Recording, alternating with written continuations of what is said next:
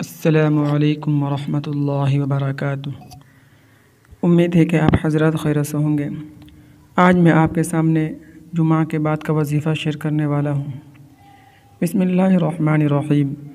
حضرت ابن عباس رضی اللہ تعالی عنہ سے مروی ہے کہ رسول اللہ صلی اللہ علیہ وسلم نے فرمایا، جمعہ کے بعد 100 مرتبہ سبحان اللہ العظیم وبحمدہ، سبحان اللہ العظیم وبحمدہ پڑھے گا، اس کے 1,00,000 اور اس کے والدین کے 20,000 گناہ معاف ہو جائیں گے۔